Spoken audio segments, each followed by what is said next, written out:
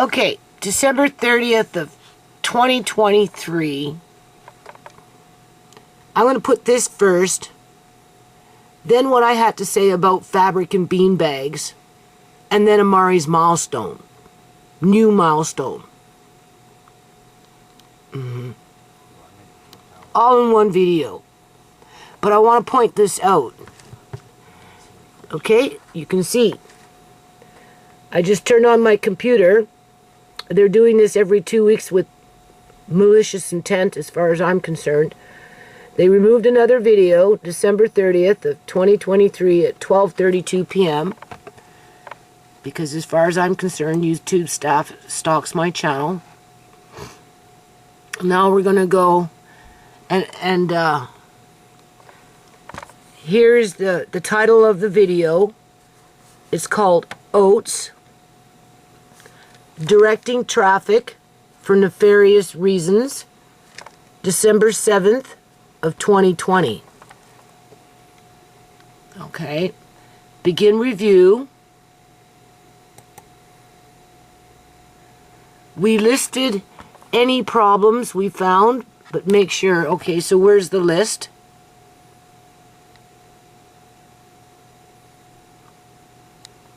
It's under medical misinformation. Yeah. It says here, video, this is from the YouTube, time it occurred, you can see an example. So again, they're being ambiguous. This is just an example at, I don't know, what, 11 minutes and 55 seconds in your video. This is one example. There may be other instances. All right.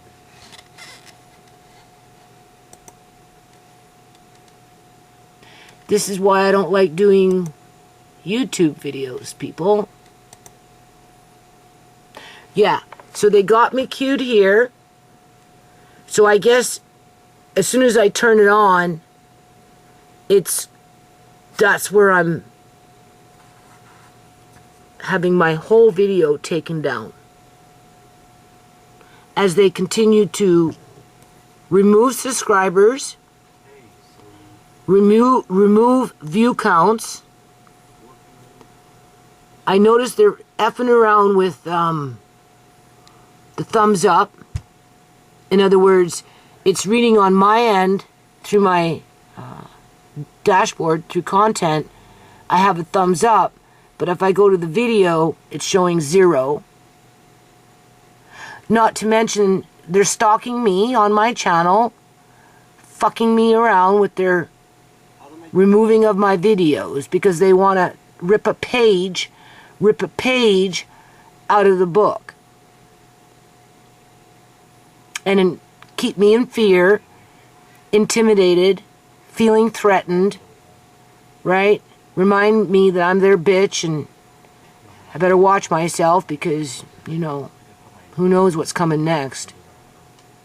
But this is like, how many videos in the last, this is like 4 or 5 videos in the last 2 months.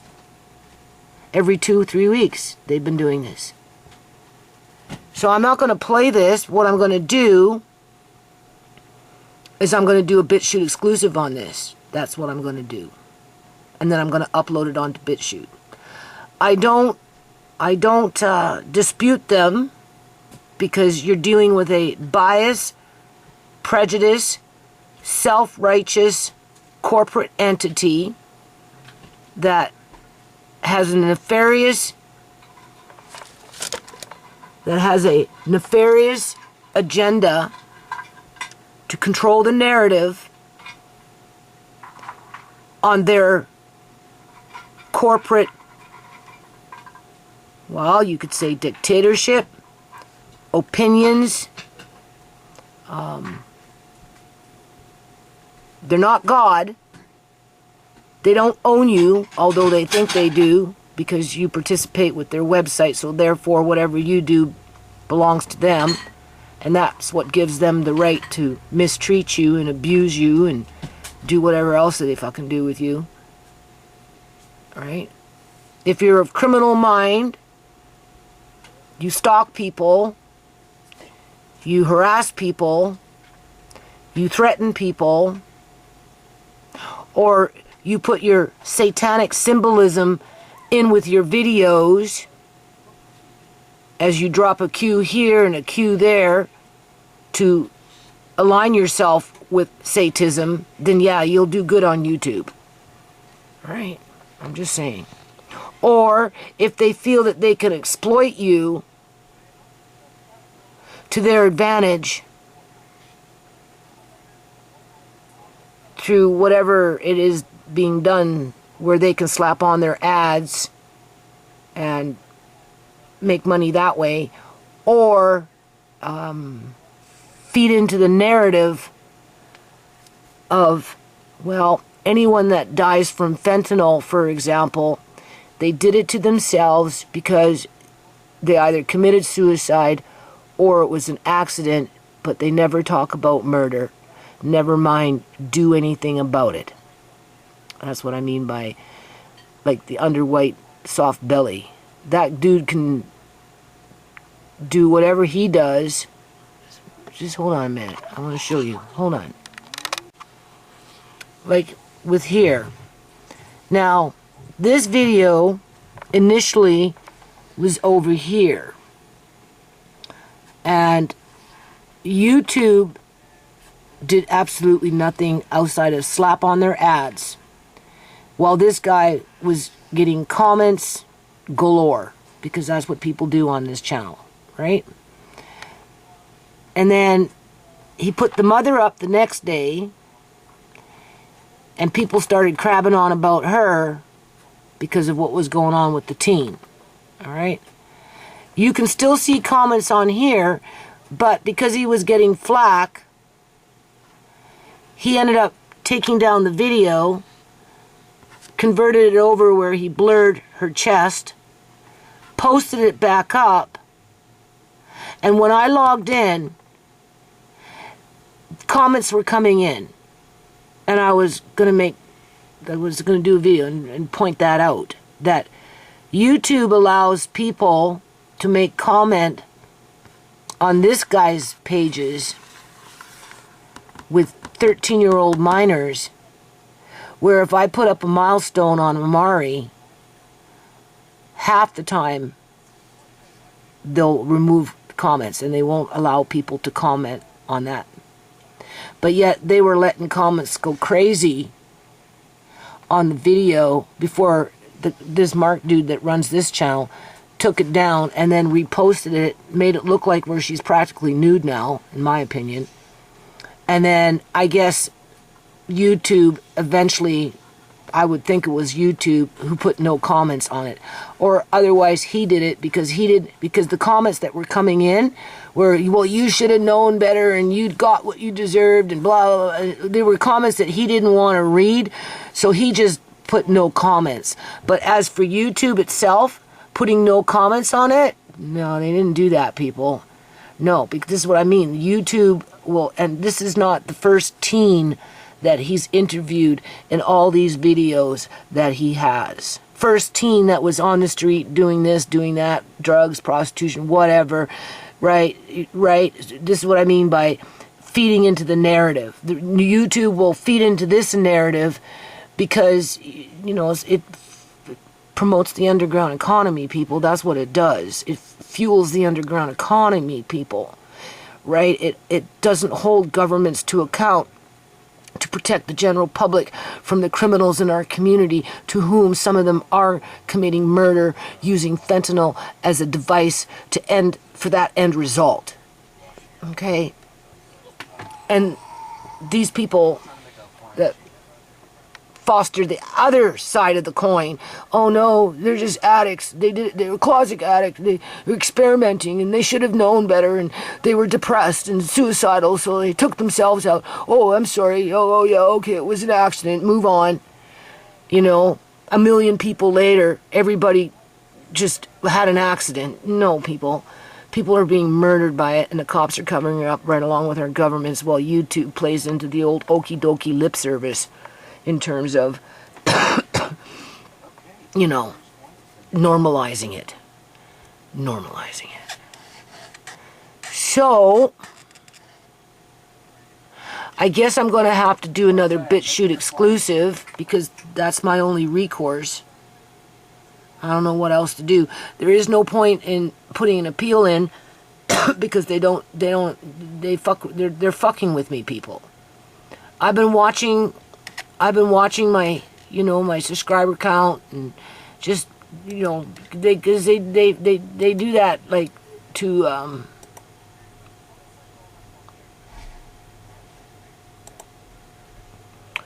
they do that, like, for example, I know this for a fact. They do it just to fuck with your head. This is my son's wedding. He had more than 108, but they dropped it back. Yep. They dropped it back. Where's that one normalizing the act of ambush?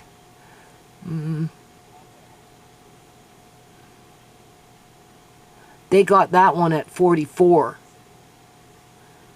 And they keep it there, even though it's gone up. It goes up and it goes back down. It goes up. Normalizing, yeah. Normalizing the act of ambush. That's what YouTube does. They ambush me all the time, and they normalize it. Right? Remember, I talked about that? Look, it's still sitting at 44. If it goes up, they bring it back down. Okay? So, when they do this kind of stuff, you know, they're just...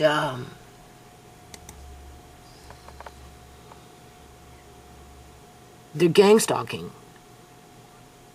This has nothing to do with protecting the YouTube community, because if that was the case, they would have dealt with that underwhite belly a long time ago, and YouTube would be, as a corporation, would be trying to, I don't want to say end prostitution, but end the exploitation of vulnerable people that find themselves in that situation, especially at no fault of their own. Okay? Even if they're a runaway teen, versus slapping on their ads and trying to cover their asses when they get caught with whatever they're doing, and then coming back and retaliating on those that expose them like I do. Because this is what this is. This is YouTube staff at the direction of senior management retaliating. Okay, I have to empty out my hard drive on my Windows 7 here to make some room for this video, which, of course, is being sabotaged by YouTube staff, right? Because of their antics. What's new, people? I try and do a positive video, right? And it doesn't matter. You're going to get sabotaged. If not that one, it's just a matter of time before they sabotage another video, sabotage you in general, okay? So I took a little time to listen a little bit here before we got to the mark here, right? And from what I can tell, people, Andre, please, from what I can tell, people, they are banning words, literally. Andre, they are banning words, literally, from the dictionary. They are trying to remove words out of the English language, being that I speak English, off the internet when it comes to, if you notice, it says policies. Now, when I spoke to that lawyer about what happened to me, right, in terms of I couldn't get a referral from my family doctor because he told me to take him to court because he wanted to hide Sierra's and Shimei's medical files, as if he had a right to do that. It wasn't his choice to make that decision, right? And then threatened me with court, knowing I couldn't take him to court. And even if I did, I'd be up against a $2 billion slush fund and a whole bunch of lawyers that are hired by the province of British Columbia, Canada, okay, to fight on his behalf, because that's what that $2 billion is for. All right, well, if that's the case, then why can't I take the government to court for malpractice in terms of what happened to me with you know, in just all of it? Eventually, I just had to go. I couldn't get a referral from any clinics because they weren't accepting patients, right? The lights were on, but nobody was in. Doctors weren't seeing patients, blah, blah, blah. Turned me away, wouldn't call me back, to the point where eventually I just went to the emergency ward. And that's how I got my referral. And she said, well, that's not malpractice. That happened through government policy because of what they brought in. Well, you can forget about that word because it no longer exists in the dictionary anymore. And if you happen to speak it like the natives back in the day, when they were all rounded up and put into residential schools, and the government and the Catholic Church and any other partner group wanted to break the natives and destroy their culture, what was the first thing that they did? They attacked their language. They separated the children, and then they attacked their language, and they prohibited them from speaking their language as they were abused on multiple levels. On multiple levels. You tell me how this is any freaking different in terms of tactics. In terms of tactics. Being that I can't even speak freely, what I interpret why YouTube took this video down based on where they freaking cued it. And that's not to mention everything else that I'm talking on about in here. So we know that they want you to not say certain words as if you were a native locked up in a residential school having to be civilized. Okay? And if you break the rules, you will be punished. No different. No. I'm telling you. And then I'm listing a little more. I'm converting a video. This is what I'm doing. So I'm just buying myself a bit of time here, right? And then I go on to start talking about Shimei being at the hospital, yada yada. You can see I didn't get too far into it. And I'm like, yeah, okay. Because, you know, they tell you one example. There could be more. Because they're never specific about it. They want to keep you guessing, self-doubting yourself, always afraid, feeling intimidated, right? Fearful, as if you were an abused, in an abusive domestic violence situation.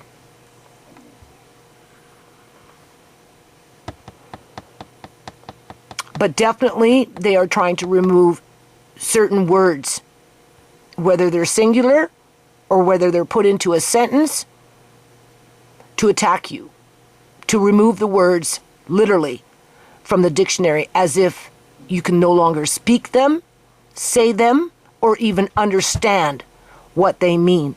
And they're covering their asses through their policies. Because when I spoke to that lawyer and I said, okay, well, I'm going to take the government to court because it was through their policies, because she said it was policy. I said, okay, I'm going to take the government to court then for what happened to me with my eyes, being that they can't say that I can't self-represent myself because I'm still alive, because if I die, we already know the old okie dokie how they're going to come back and tell my kids or anyone that wants to represent me that I'm dead and that I wanted my privacy, so therefore they're going to throw it out of fucking court with forked tongue. No, I'm alive. I'll file for myself. I'll speak for myself, and I'm going to file it under malpractice. Malicious intent, I don't know, something. What would you advise me, lawyer? She said, well, nothing, you can't. I said, why? Oh, because it was policies. There's no legislation in regards to what happened to you, although it was a systemic problem where thousands, tens of thousands of people ended up like you because of those policies. And keep in mind, you're up against a $2 billion slush fund that the government set up for their health authorities to protect their doctors, their employees that they pay as an employee to do whatever they want. So you pay to lose, Miss Journey, if you want to take the government on for yourself. But it's a slam dunk for the government because it was a policy. It was a policy that injured you. It was a policy. Where am I? That's stalking me, my family, my channel, my future, the future of my family and grandkids and whoever, friends, my community, to be corralled, isolated, and taught a new language so that the ones that are teaching you this can be in control. Not because they want to help you, see you do better, have you survive, be successful and prosperous, and multiply. No, it's the opposite, people.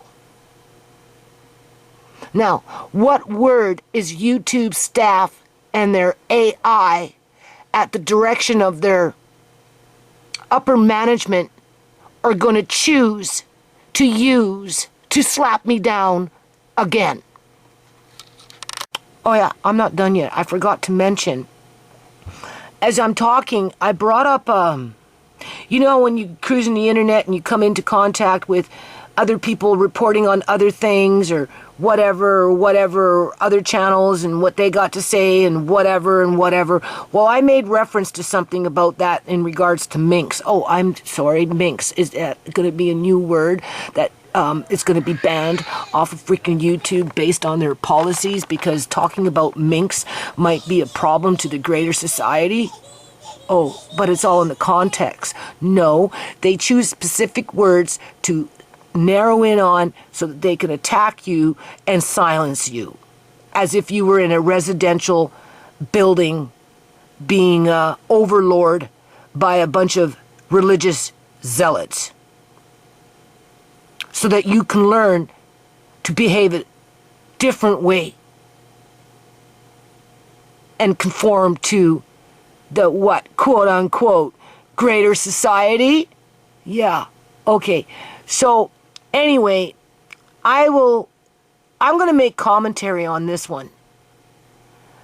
And I'm going to make it a BitChute exclusive. In other words, I'm going to come back when things calm down, not too much noise. I'm going to start from the beginning. This video is an hour long. By the time I'm done commenting on it, listening to it, I will try not to get too passionate about it, annoyed and angry and upset and whatever. And then I'm going to upload it onto BitChute as a BitChute exclusive because it's important for people to not only hear what I had to say, being that some of them do follow the book and don't like pages being ripped out of it. And also, it, you know, just kind of reminds people where we were at compared to where we are now and where we're going. And this is another reason why YouTube and their staff, with the direction of their upper management, are removing videos like this because they don't want you to know where we were. They don't want you to know what happened in the past. So they're trying to scrub that information from the internet. So if the guy that I'm talking about here was pro-freedom, we'll say, because again, you have to watch your words, because it's your words that are going to get you locked up, punished, deleted, censored, whatever. However, whatever fucking word you want, because no word seems to be safe anymore on YouTube. Okay, that I can guarantee you. If he was pro-freedom, chances are he's not even on YouTube anymore. They would have deleted his channel completely just to shut him up. And whatever I'm making reference to in regards to that person with his video, if they're coming in and removing my video because I mentioned it in passing as an example of what was going on in December of 2020, then you know they deleted his video with a high probability of probably deleting his whole channel. Because people don't normally say things willy-nilly unless it's clickbait or they're stalking other people with intent to harm and injure for the purpose to stalk, to gain something from it. Like I'm being stalked and have been stalked since my daughter Shemai's been murdered. Just an example. I don't know what else I was talking about in here, but any word, any group of words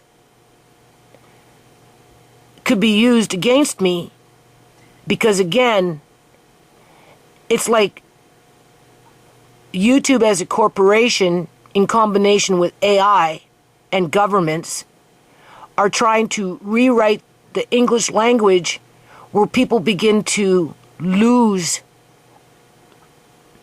parts of their brain where that language is situated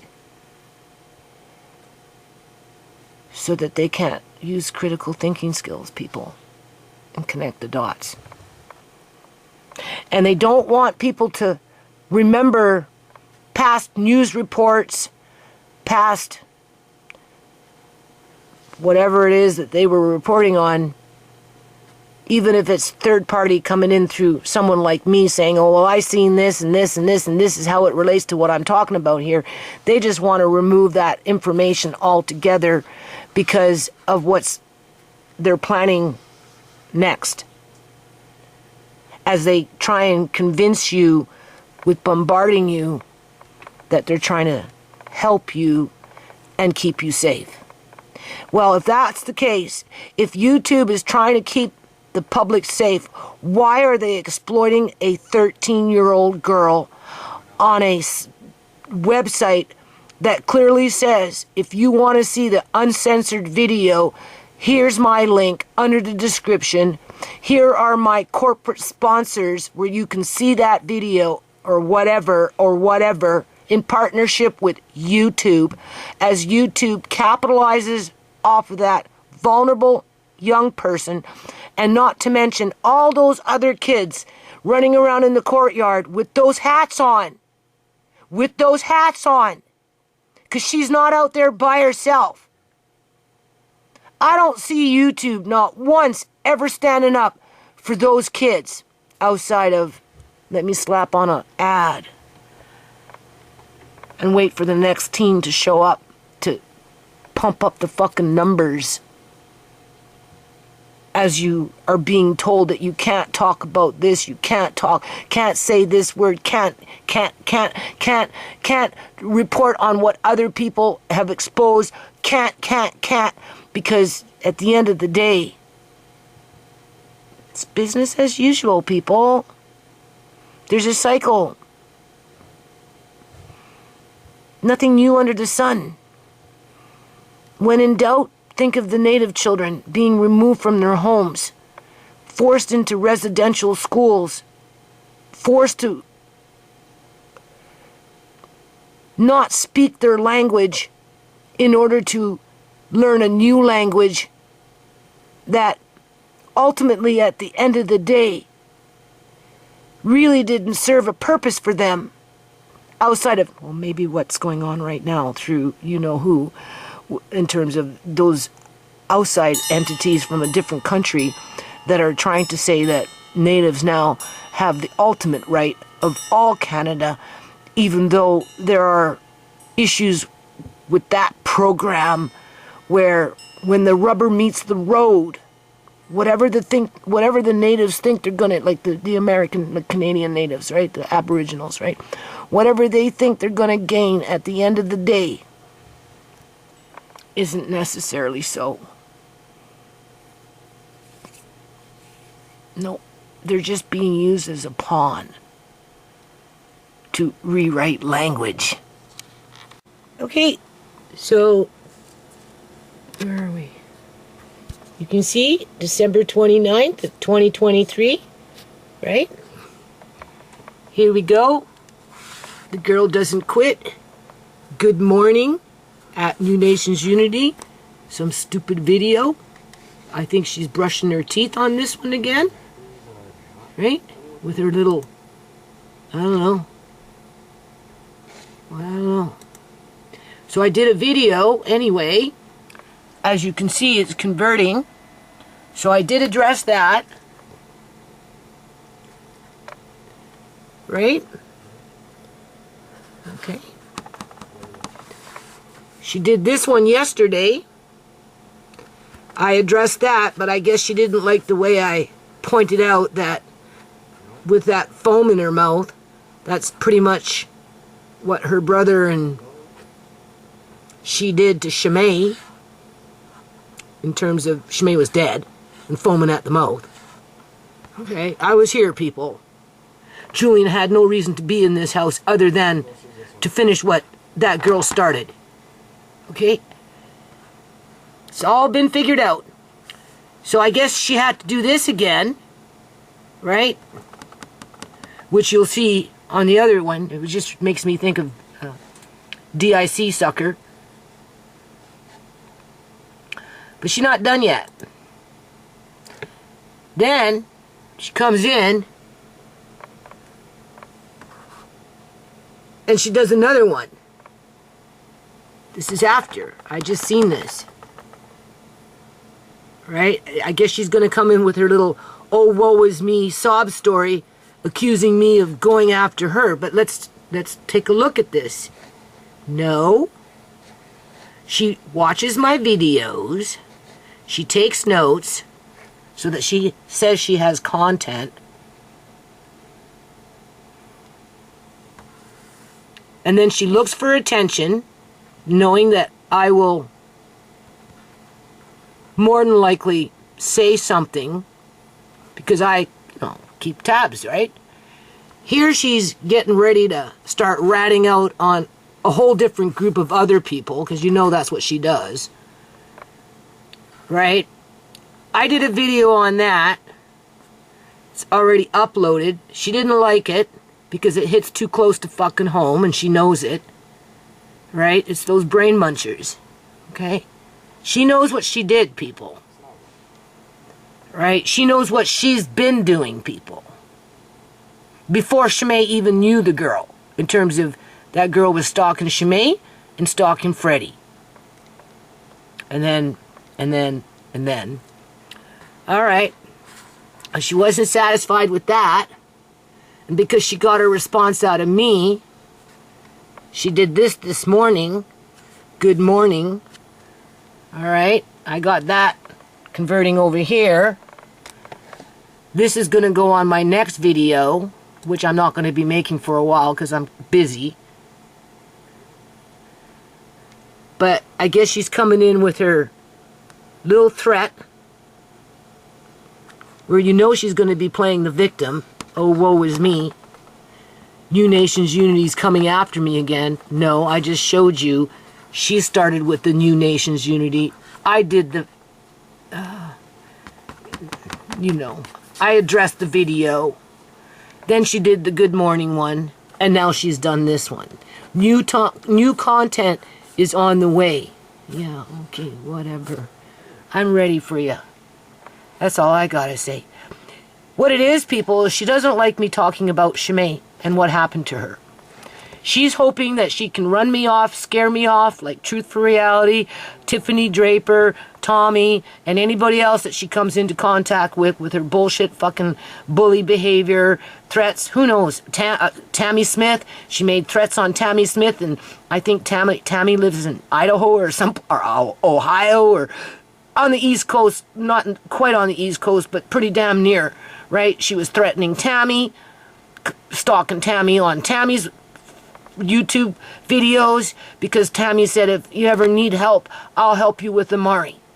And this thing didn't like that and went after Tammy. Okay? Just like she tries to recruit whoever she can in her little group of friends when she's not ratting them out, because you know she's going to come in. So what, is the new content about this subject with this group of people?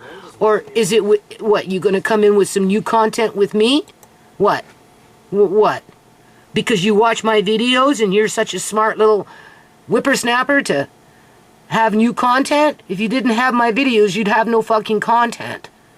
At least I stand and represent something, right? At least I'm not running around trying to cover up my tracks. At least I'm not pretending that I didn't murder somebody because I was jealous that somebody was fucking my ex-boyfriend, even though Shimei and Freddie were together for 5 years, long before this thing showed up. Okay, don't forget, she likes to plant things in other people's bedrooms to scare off other women so that she can steal other women's men. That's what she did with Freddie.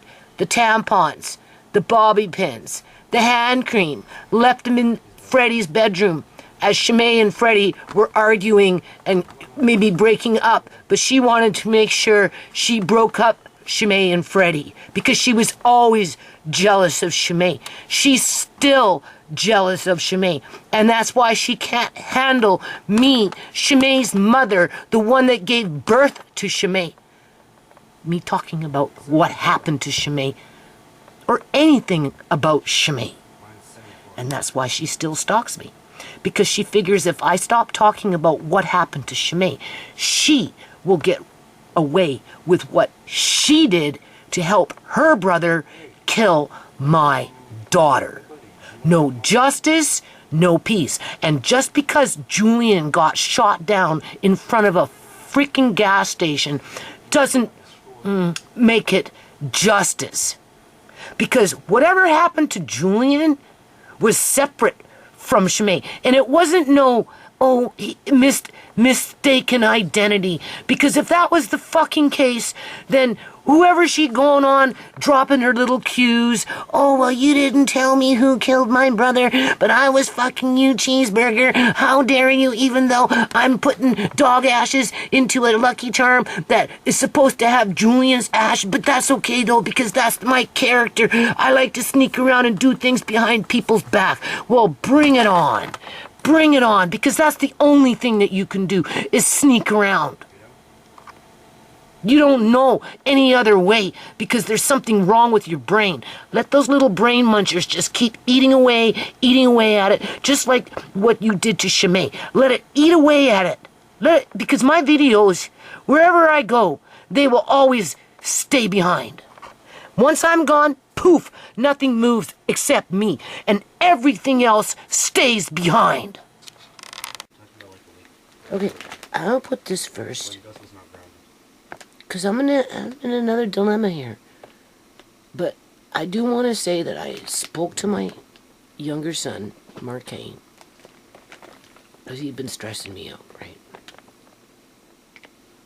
And I told him I was having panic attacks and nightmares again, because I have been.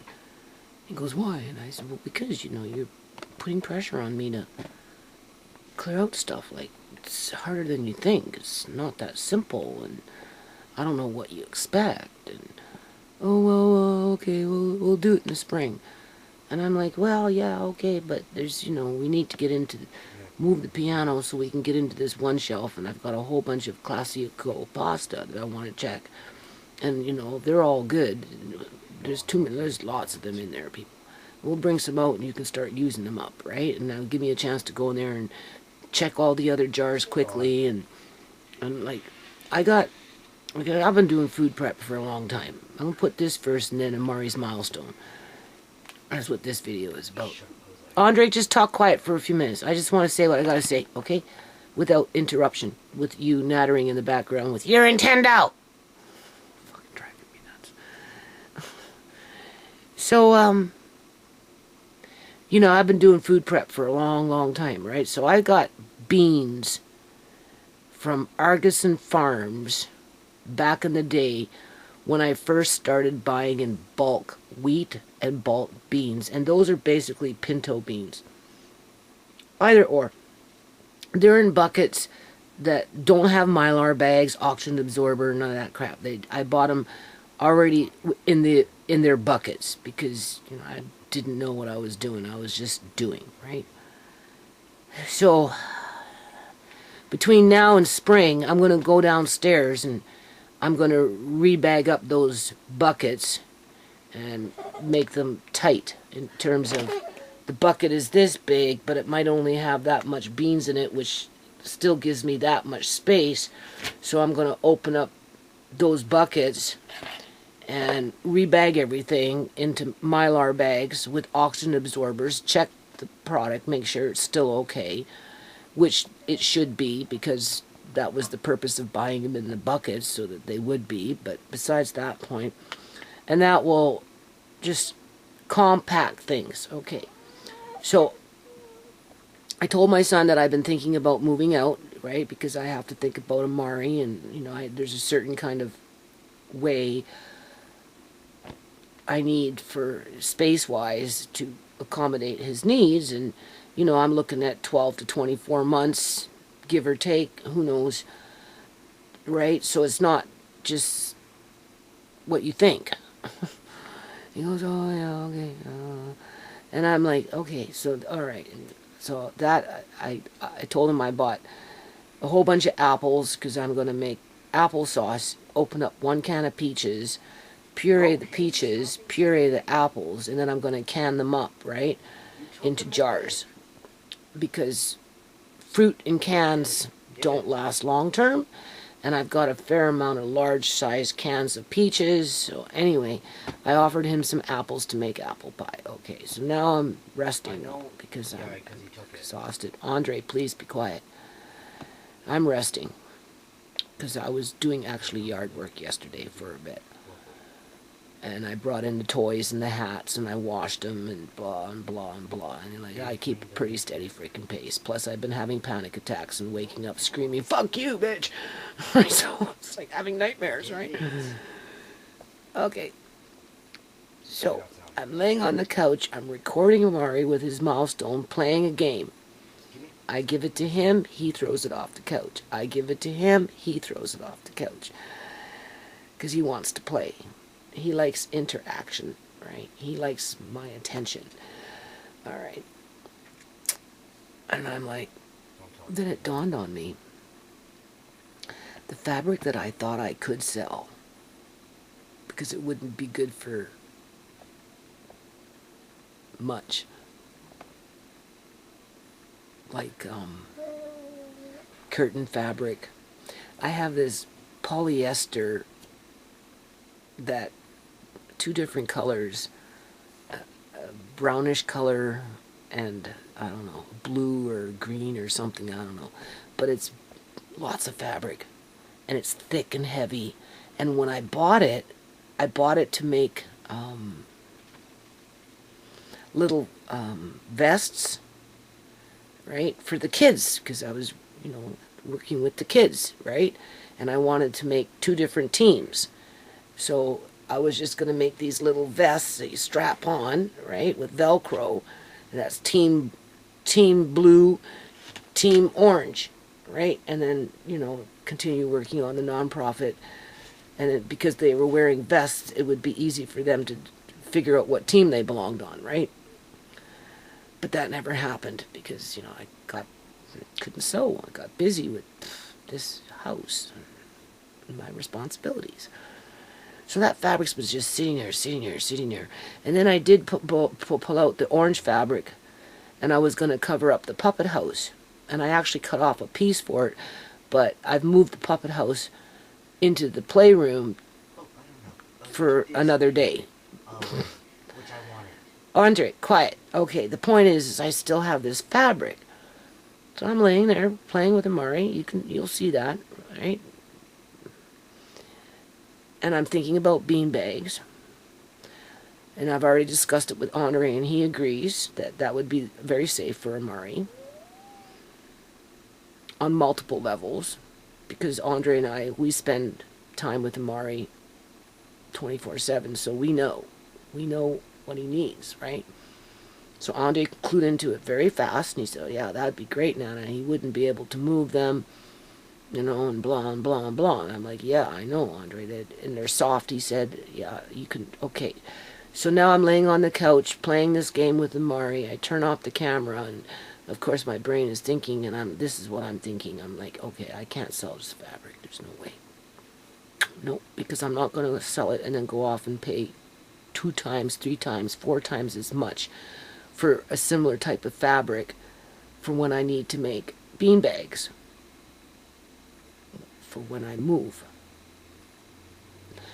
Because what I would do, and you'd have to make it so that they're easy to clean, right?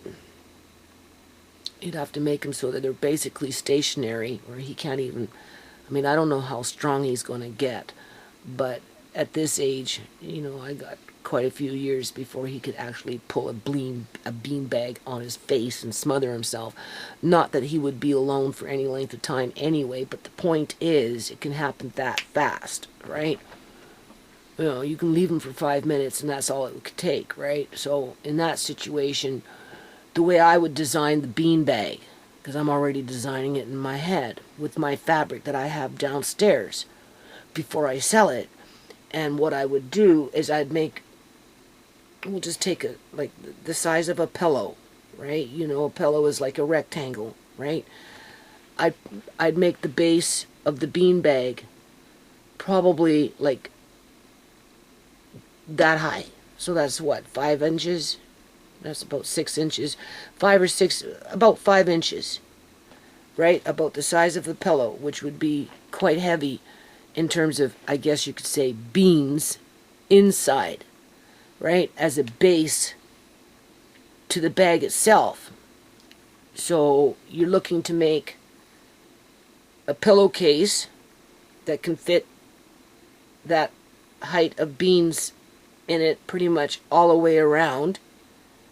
And then you're looking for a cover to cover that so that when you want to wash it, all you have to do is unzip it, take it off, wash it, and then put it back on. While on the top, this is what I'm doing, people. On the top of that bag, I'd have a pillow of sorts attached onto the base of the bean bag with another cover that you could zip off and wash when it needs to be washed. And if need be, you could even wash the actual pillow with the that white stuff that's inside of it. I can't remember what it's called right now. My brain doesn't work all the time under stress.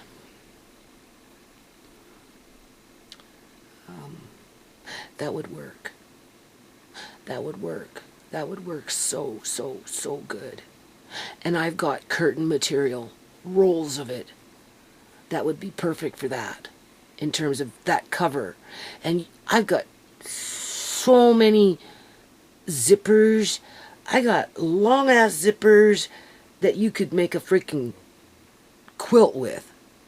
Like a queen size quilt. Just saying.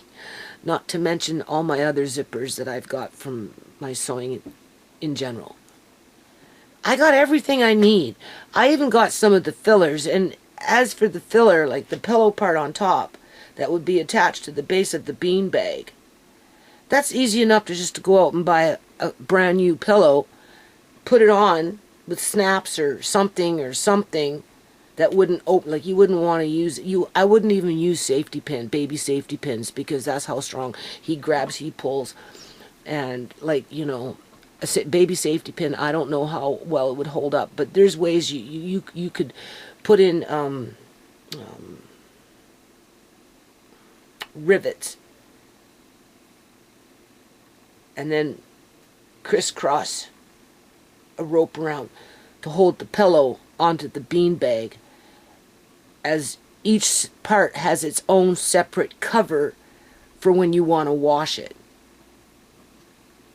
Yeah, that would work. Plus, I salvage fabric from mattresses. I still have some of that stuff around, right? And I'm going to be taking apart Tisha's mattress, which will give me even more that type of fabric, which is a different kind of fabric, which is very strong, and right? And I can use that to build, to make, sew, whatever. You're not building it, you're sewing it, right? To create a functioning bean bag that would work for Amari, strategically placed around a mattress, where when he moves around and he throws his head because he's doing whatever, he's not hitting a hard floor.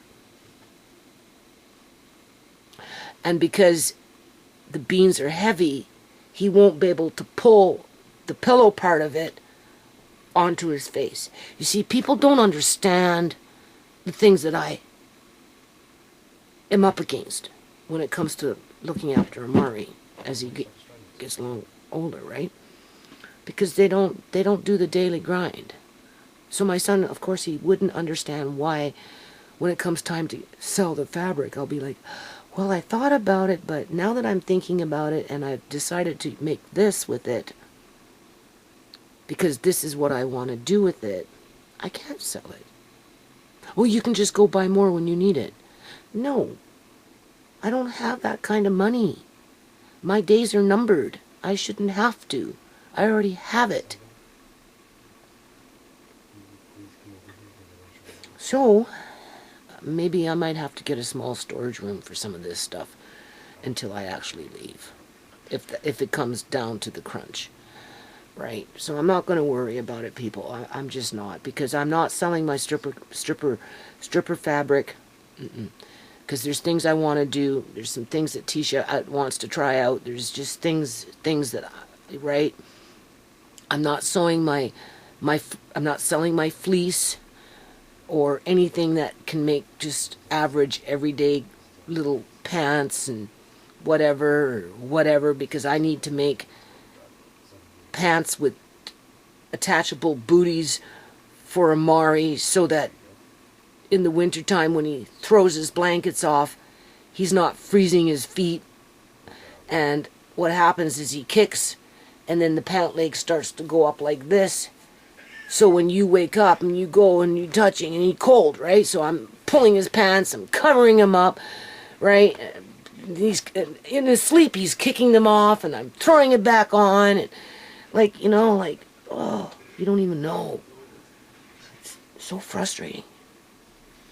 So when I get a chance, as soon as I'm done with the food and everything, right, and the kitchen's cleared out, I'm going to start sewing. I can still see a little bit. Right? I don't need to have a complete straight line. And when you're working with fleece and simple cottons and simple stuff, who cares if you go off a little off? I just might need help with the threading of things. That's all. Right? I can still do things. I've got sequins and you don't even know. Right? There's things I still want to do before I can't do them anymore. And then when I can't do them anymore, I spoke to Tisha. I told her this is what I think would work best for Andre, for me, for Mari, perhaps for you, right?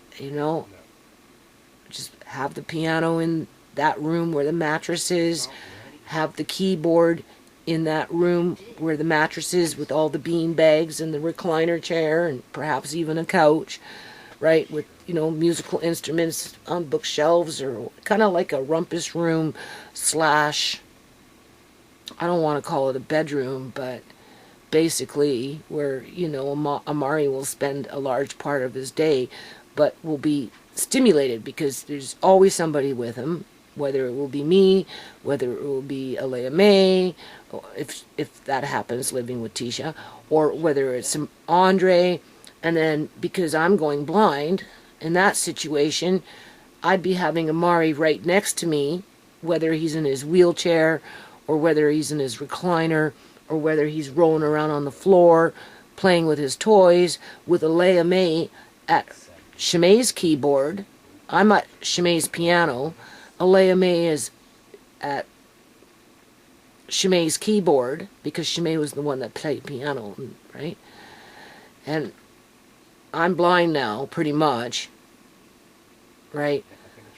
Where I'll be basically teaching Alea May to start playing piano, to which Alea May, once she catches on, I'm telling you people, I know for a fact she'll be like Shimei. You know why I know? Because Alea May likes to use both hands right from the get-go. And that's the way Shimei was. It was a natural, innate ability to sit down and just start doing, right?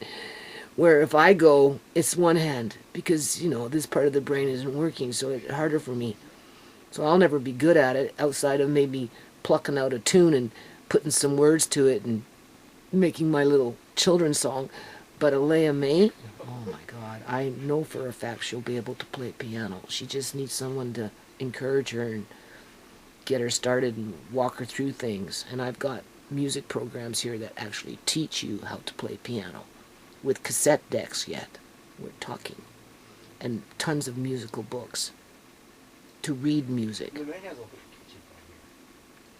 And of course, Amari is right there with us. And I have my turntables with my records. I could be playing Mozart and all kinds of records with piano playing, and you don't even know. I mean, that's the direction my life is going until there's just no more life left, right? So, you know, this is why it's hard for me to get rid of this stuff, because I have to move my grandson, but I have to figure out where I'm moving him to and what's going to be around him and what works. And beanbags, specially made for his needs, is one of the top priorities. So no, I don't know how much sell it. No, I don't know how much fabric I can sell now. No, because I'm not going to go off and buy it again for more money when I already have it. All right. Now try and explain that to my son. Well, you just taking your, you're choosing your stuff over me. I'm your son. I need more space. But you just want your stuff. It's not about wanting my stuff, people. I try and tell even Tisha, there's gonna come a day, whatever you put in front of me, it doesn't matter what it is, I'm not gonna see it. And if I can't see it, I don't care. That's the thing about losing your eyesight. You don't fully get that until you start walking in my shoes. Andre, shush up. Until you start walking in my shoes and you come to that acceptance. Because you're either going to get depressed, curl up and die, which people in my situation who go blind, 65%, I already think I mentioned this, we die within 15 years. And I'm pretty sure a lot of it has to do with depression.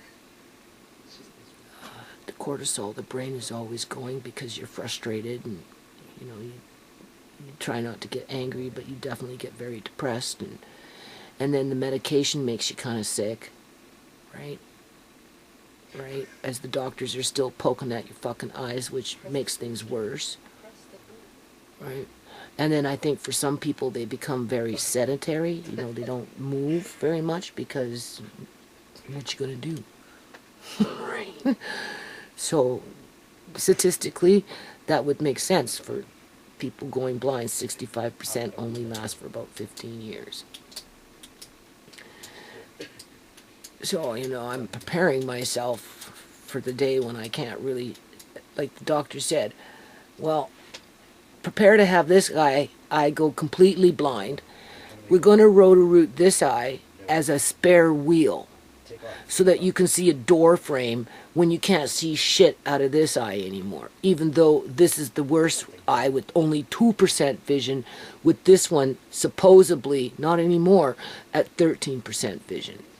So if he's already telling me in a roundabout way I'm going to lose my total eyesight in this eye, and he wants to operate on this eye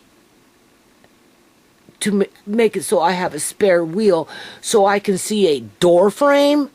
Like, come on, people. Do you honestly think I'm going to care about what's in fucking front of me if I can't even freaking see it? I'll be lucky to see a bloody door frame.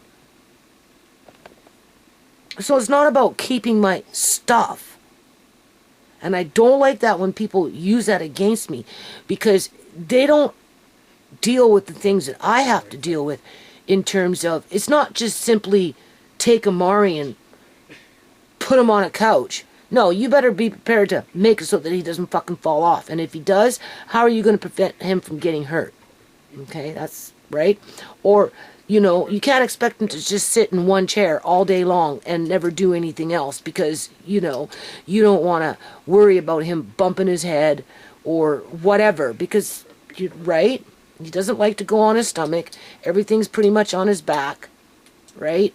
And when he does, he goes like this. If he sits himself up on the floor, right, he can go like this, but as soon as he drops down, the weight just boom. You know, he could develop a concussion. That's why I need the mattress. But what do you do around the circumference of the mattress? It's just a matter of time before he's at the edge. Well, you incorporate bean bags. But what kind of bean bag? It's not just simply a bean bag. It has to be a special kind of bean bag for his needs. Well, what? You going to pay somebody else to make it for you when in fact it's probably one of the most simplest fucking things to make, and you don't even know, you don't even really need to see much to make it? And if you have everything to make it, why wouldn't you make it? I even have the bloody beans, people. Well, they're old beans. Well, not a problem. Just throw them in the bean bag. And when you're hungry and the food gets more scarce, you know where there's beans. You can still eat those beans. Just saying. Right? So, but I'm going to get flack. You said you were going to sell the fabric. I know. And I want to. But it's just not the time yet. Nope, because some of that fabric is going to be used. And I can tell you right now, if I move out of this house and I move into a new situation where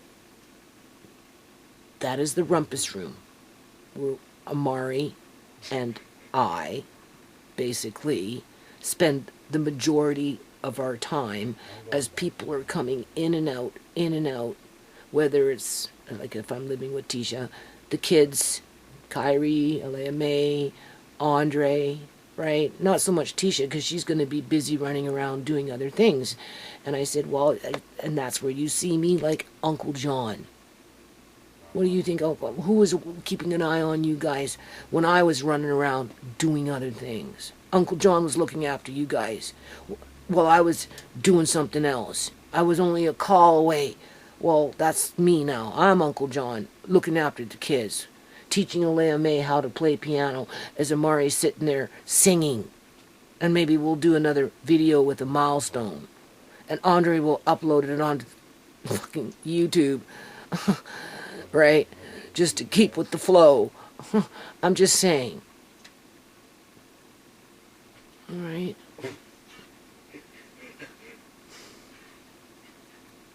And then when I do die, people will know what to do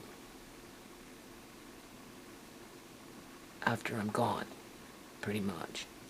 So yeah, you got the rumpus room with the big mattress, the pianos, right, the reclining chairs, right, shelving with miscellaneous kid stuff, whatever that may be, right, records, whatever, just stuff like that, the drums, whatever. You know, you'd want a pretty big room, right? And then you'd have another room, which would be basically like a sewing room for anyone in the house that wants to sew. Because I do want Tisha to learn how to sew, just even for like making a pair of pants, because Kyrie's thick. Kyrie's a thick little boy. And I've already warned her, Tisha, you're going to have to learn how to sew, because you're not going to find pants that are going to fit him properly. And even then, if you don't, you're going to have to be making adjustments on the waist. And, you know, if he's got short legs, you're going to have to do hems. And some of these things, you know, as he's aging, you can make so simple, right, to fit his size, because he's going to be a chubby little boy, right? Because it's genetic. His grandpa's chubby, right? And I think Kyrie's going to be chubby. So, you know, she can do just even simple things like that, right? Or whatever. Make little Leia little pajamas, and just make Amari his booties with snap-on pants, so that when he's kicking at night, the pant can't go like this, because it's kind of like connected to the booty that keeps his foot warm. Right? So, you know, just simple things like that. And then my bedroom, which I'd never use, but I'd have one, right? I told her, you can see that room as a storage room for fabric and food. That's it. And a few clothes. Because I plan on already selling off my clothes. Don't need them. My daughters are dead. Shmei's dead. I would have given her some. Sierra's dead. I would have given her some. Earrings. Tisha doesn't want all my earrings. It's not her style. But I'll convince her to save them for her Leia May. And if she insists that she doesn't want to save them for her Leia May, then we'll sell them. That was simple. Shoes. I already offered shoes to Marcane's wife, Marina. I said, ask her what foot size she is. I'm a 6.5, 7, because I got brand new shoes that I wore once, twice. You know, I'm put in the yard for 10 years. Where the fuck have I gone? The few times you see me on video dress up is the few times I got to wear nice shoes, even though I've got nice shoes in my bedroom, right? Well, what am I going to do with them? Nothing. So yeah, you're going to go out and do this, sell them. Put them online, do whatever. I don't care. 15, 20 bucks. Doesn't matter. 10 bucks. Alright. Same thing with some of my clothes. If Tisha doesn't want them, if we can sell them, we'll sell them. So, there. My room has been reduced down to food and fabric. Well, that's all I need. Basically, and a bathroom. I told her I want a really nice kitchen. Not that I want it, because I can't really see, right? I can see, but not like I used to. It's not the same cooking anymore like I used to, right? When you're going blind, you're cooking, it's hard, because it's just hard. So a nice kitchen, easy for Tisha to navigate in, have all the appliances that she needs, with, you know, Andre helping cooking, and if I want to, I can go in there and I can show her how to do things, but I'm not, like, obligated to do it, right? Or maybe I'll end up living with my son in a situation like that. But he's so afraid of the high rent that... And so is my daughter. Oh, you're looking at monster house. And I'm like, well, it doesn't have to be a monster house. Oh, but it's going to... And I'm like, yeah, but, you know... Can't be stock, right? It's just... It's either that or go on to subsidized housing and go live in an apartment building, and my living room will be my rumpus room. My bedroom will be my food and fabric room. And I'll be having fucking strangers come in and help me, right? Like, that's why I'm giving it time, and I'm letting them know, right? It's just... But if my son really, really, really is adamant come spring that, you know, more needs to be cleared out, and then if I really want to keep the fabric, Because he's not going to want to throw out the food so much as maybe the fabric, only because he doesn't understand, and there's no need for it for him. And being that Marina works in a fabric store, and she's sewing all the time, whatever he's thinking is already covered in terms of, you know, Mom's going blind, she doesn't need it, right? If anything Marina wants, she can just get it for herself if she doesn't have it already.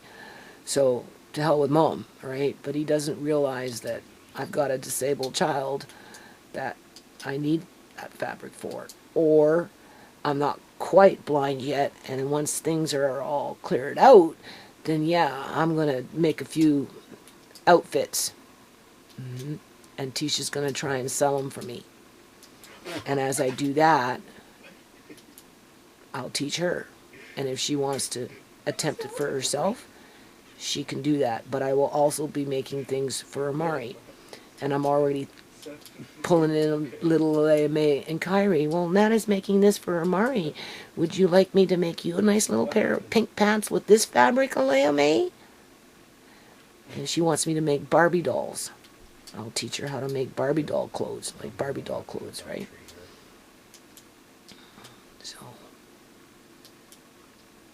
I'm not going to go running off to no fucking fabric store buying fabric when I already have it. I'm just not. Now, if I go completely blind before any of that all happens, well, I won't see it, people. I won't see what's happening. I'll hear it. I'll be told about it. But I won't see it. That's a whole different freaking ball game. But right now,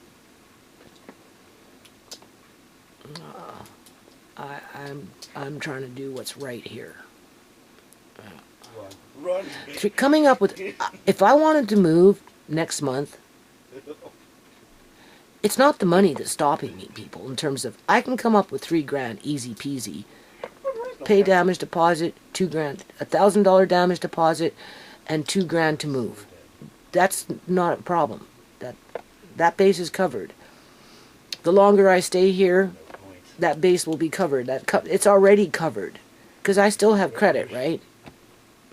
Just saying. My kids, they don't understand that. How do you get all this credit, Mom? Why do you have all this credit? How much was your personal loan, Mom? How did you get that, Mom? And I'm like, oh, shut up. I'm trying to pay it down now, so that when I do move, I have more money for rent. And that's another thing I told Tisha. When I move from here, I have to get permission from the landlord. Andre, I'm talking. I have to get permission from the landlord to run hoists on the ceiling that puts Amari into a hammock and picks him up and moves him someplace else if we're not able to do it. And obviously the bigger he gets, the more that's a possibility. Or a specialized bathroom, because, you know, he doesn't like showers and he still has his little bath phobias, and so we always have to be sensitive around that. And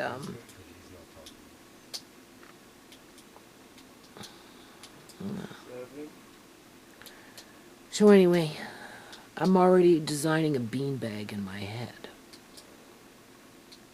And I'll be arguing with my son. He'll be saying, get rid of that fabric, you don't need it. And I'll be like, actually I do. Because I have to make beanbags for Amari, for when I move I have them. And I could, in the next 6 months, after everything's cleared off, I can attempt the prototype. Make one, to start off with one. I have this beanbag that I bought at Value Village years and years and years and years ago. And what it is I've never used it. I still have it though. It's got a plastic filling inside to hold whatever you're putting in, and then it has a fleece cover over it that zips on and off with the face of a teddy bear on it or something like that. Now, in a situation like that, I'm going to end it on this. If I was to use that, which I probably will when the time comes, I don't use it here. I want to, but there's just not enough room. You know, you fill it up with beans or rice or whatever, right? After of it being like that for quite a few years, I don't know.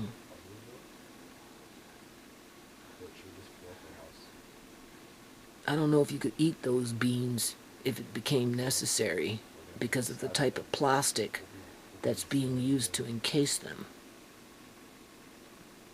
Whereas if you designed your own bean bag and cased them into a fabric like a cotton and layered it, on the outside of those layers with a, you know, tent material that's kind of like waterproof, you could line it with that. And that's where your beans could be, well, I don't know about in cotton. You'd have to use something else. A muslin, a thick muslin, which is kind of like a cotton. Either or, doesn't really matter. Because the chances of you needing to eat those beans would be pretty damn slim. But with what our governments are doing, people, you know, in 5 years from now, you'd be sitting in a house with very little food, waiting for your food rations, right? Because of whatever the government's freaking doing. You don't think you wouldn't stop to think about those beans sitting up in that bean bag if you were hungry and you had a family to feed? Damn right, you'd be fucking thinking about it. So I'm thinking, well, what else can I put in there besides rice and beans that's not too expensive?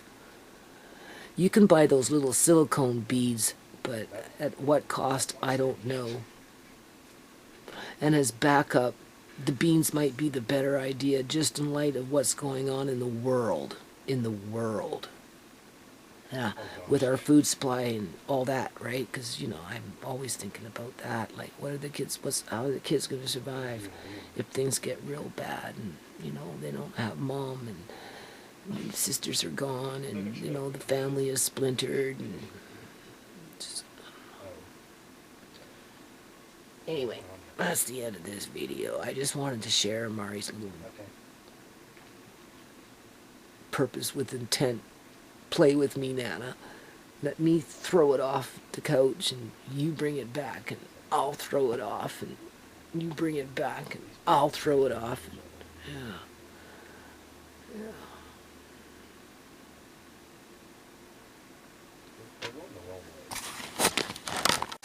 I think we got another little milestone going on here. Yeah. Maybe. Come on. We're playing a game. Play the game. Play the game. He's playing a game with me. And he knows the camera's on. He's been throwing that over this way. And then I put it back. And he does it again. See? He's playing a game with me. You playing a game?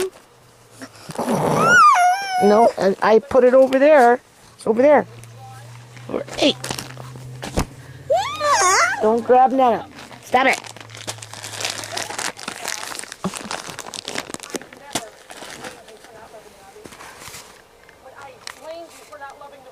Mm-hmm. No, stop it. Don't do that. You're supposed to be playing the game. Where's the package? Get the package. Get the package. Yeah, get the package. No, get the package. Oh my God, he's strong. Stop it. Look what he does. Oh my Lord. Go back over there. Stop it.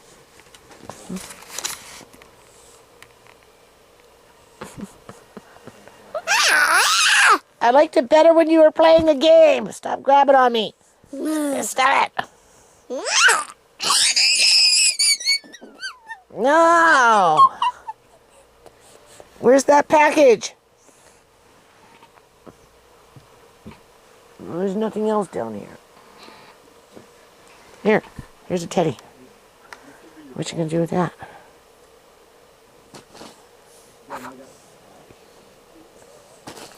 Oh, yeah, you found it, eh? See? I'm throwing it over.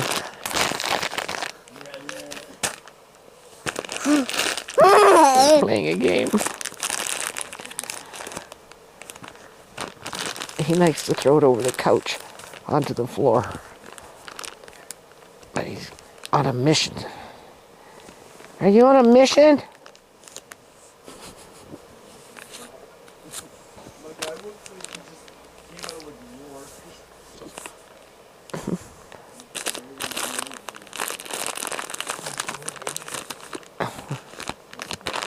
You on a mission? Are you on a mission?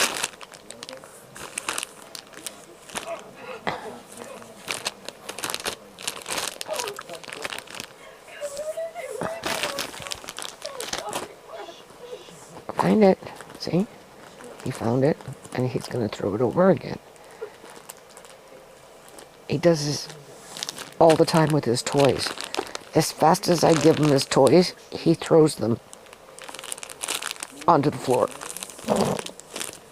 Oh, Daniel.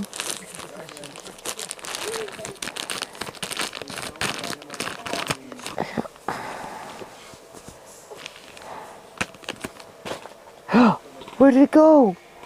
It's down there. Oh, put it back. Where is it now? Yeah, you know. See? Playing the game. This is a milestone. This is a milestone. You're playing a game with Nana. Yeah, you're playing a game with Nana.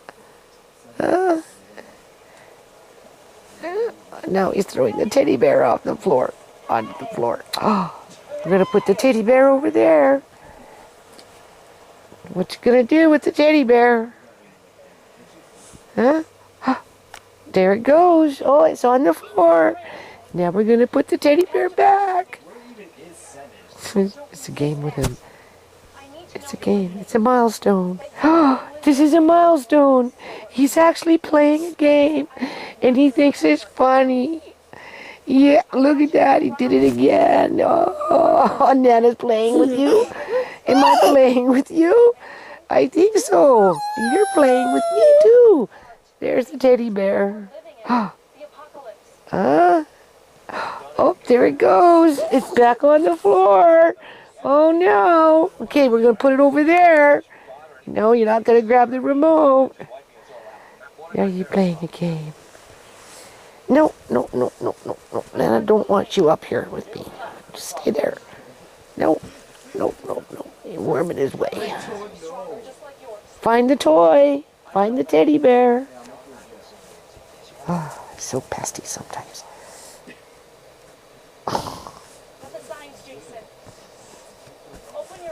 He's trying to come up here. Right up in my face. I have to watch him though. Oh, there it is. See? He does it on purpose because he knows. There it is.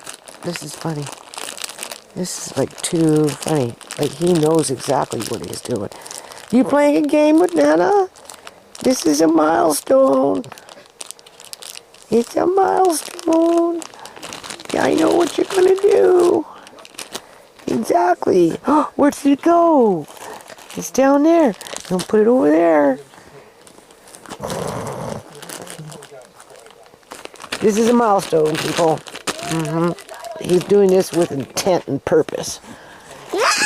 Yeah, you're doing this with intent and purpose. Do you think you can find it now? Oh, you little bugger.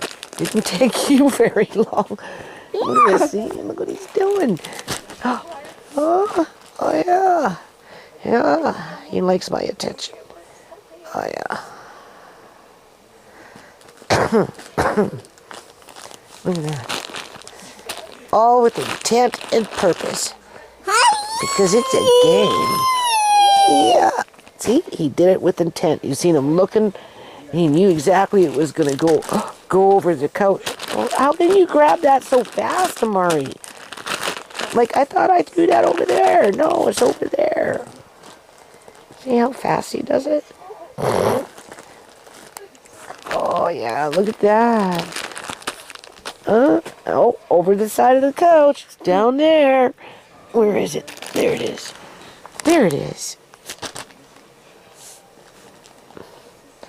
This is too funny. Too funny. And then he grabs out, and I'm so afraid one day he's gonna grab my eye and poke out my eye, because he's really fast. When I tell him to stop it, I smack his hand. He's usually pretty good. He'll stop. But he forgets. And then he just... It's like, oh my God. Oh, look at that. No, put it back. There's the game. What you gonna do now? What you gonna do? What you gonna do? Yeah. Yeah. Oh, you like playing games with Nana. I know you do. Yeah. You're an attention hound. He likes attention. He sure does. His whole personality changes when I come lay down. When Andre's in here, I mean, yeah, he moves around, but not like he is with me. He just goes nuts when I'm here. You can almost say he starts to misbehave. Or he gets very hyperactive and just wants to move and pull himself up, be up in my face, and groping that, pulling, and obviously you can see he wants to play. Oh, where did it go? It's down there. There it is. Yeah, and then I put it back. What you gonna do? Oh yeah, play that game. Yeah, well, there we go, people. It's another milestone. Clearly he knows what he's doing. He's doing it on purpose. He thinks he's being cute about it. No, you're not climbing up here. No. That's what he does. He just worms his way until he gets to where he wants to.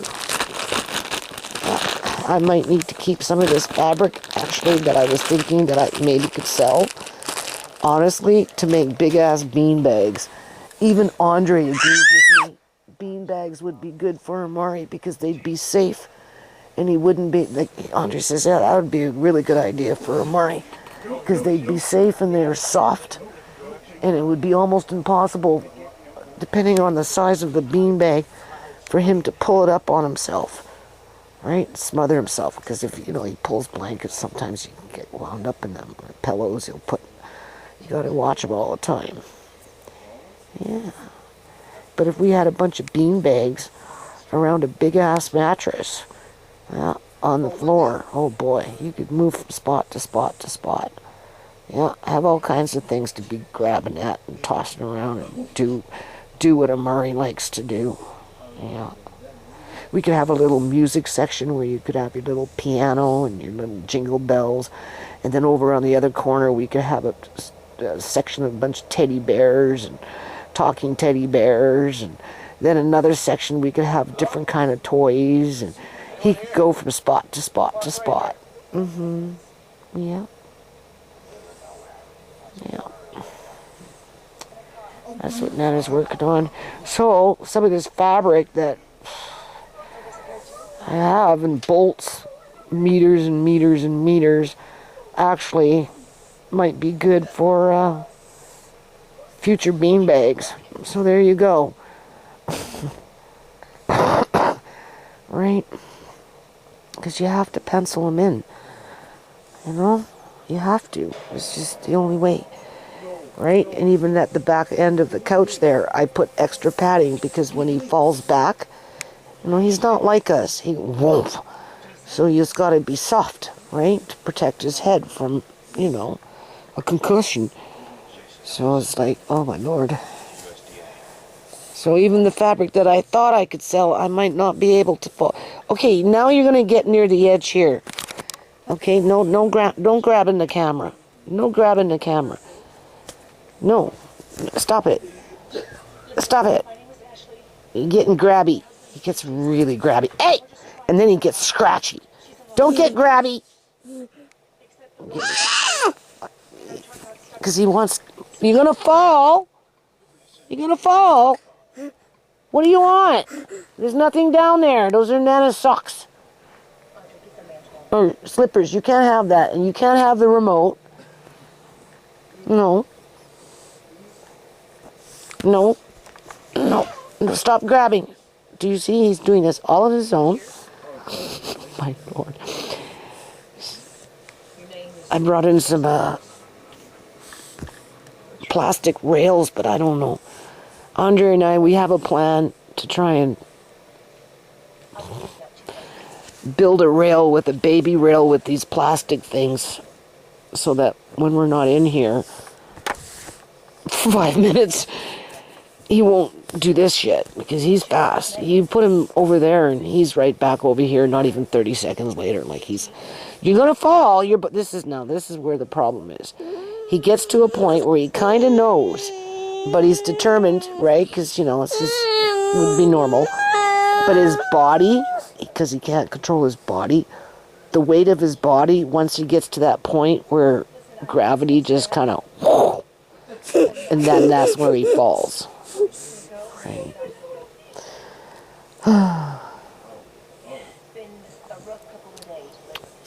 Yeah. Mm-hmm. But he's never by himself for very long. 2 minutes. 3, 4, 5 minutes. 10 minutes if he's drinking a bottle or something, maybe. You got yourself a little time. Other than that, look at this. You're going to fall. You know there's a floor there. Yeah, you know it. You see, that's the thing. I know you know. But it depends on how he gets down to the point where if he feels that he's safe, he'll keep doing it. But if he feels where he knows he's at that wobbly stage, he will start squawking and let me know that, he needs help to be put back on the couch properly. Otherwise, he's going to fall. It just depends on how he's falling and whether he feels like he's in control with it or not. So, he's thinking, so that's good. And then, of course, he grabs everything up off the sewing table. So, because his reach is getting longer, and he's fast, and he's strong with the left hand, obviously.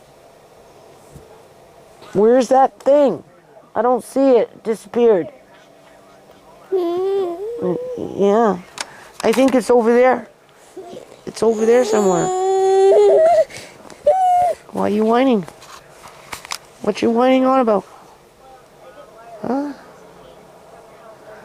What you whining on about? You're such a handsome boy. Uh-huh. You're handsome. Uh-oh. That's the teddy. Off it goes. Oh, there it goes. Nana's gonna put it back. Oh, it's behind you now. I don't know if you'll be able to grab it. You don't seem too interested. Oh, well, maybe he will. Watch. Yeah, it's a game with him. It's a game. It's a game. It's a milestone when you push it up my face. Nana don't want it in her face. No, I don't want it in my face. Where are you going? You're going to fall off the couch. Now you got me concerned. Yeah. I never get no rest, people. You don't even know. I try and rest. This is what I get. Yeah.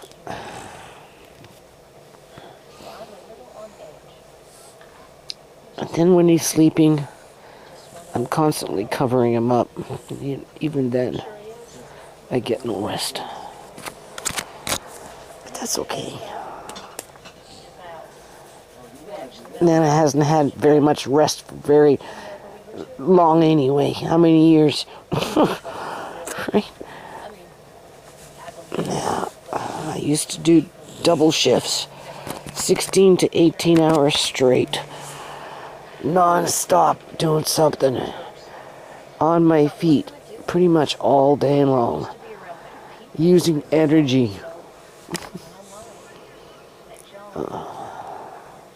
See, he's doing it again. There's that teddy bear. It's off the couch. Oh, what's it doing down there? Why is that down there? No, it goes over there. Yeah, it's a game. Are you playing a game? You playing a game with Nana? You sure are. Oh, there it is, back on the floor. You know it's down there. Yeah. I give him a big pile of toys. I walk away. I come back 3 minutes, 4 minutes, 5 minutes later, and they're all on the floor. I don't do this with him, though. But clearly, you can see he enjoys it. You like playing this game. Now we should count. 1. Maybe we'll count.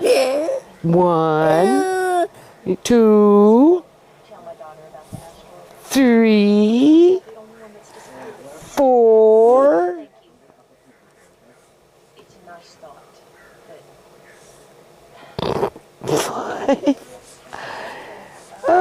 The milestones come. You just don't know. Just out of the blue. Here he goes again. Where are you going? There's nothing down there. You're gonna fall. Like you're half off already. It's not cool. No, don't you know? You know.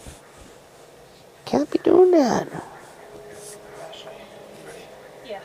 What, you think you can grab the teddy bear? No, it doesn't work like that. I'm supposed to be watching a movie resting. He doesn't want me to rest, though. He wants to play. No, you're gonna fall. There's nothing down there. No, Murray, you're gonna fall. That's where you see, and then this is where he falls flat on his head if I allow him, but I don't allow him. Right? That's why I want a big mattress on the floor, people. That's why I want a big mattress on the floor. With a bunch of bean bags. And before I sell off my fabric that would be good for that, I better stop and think twice.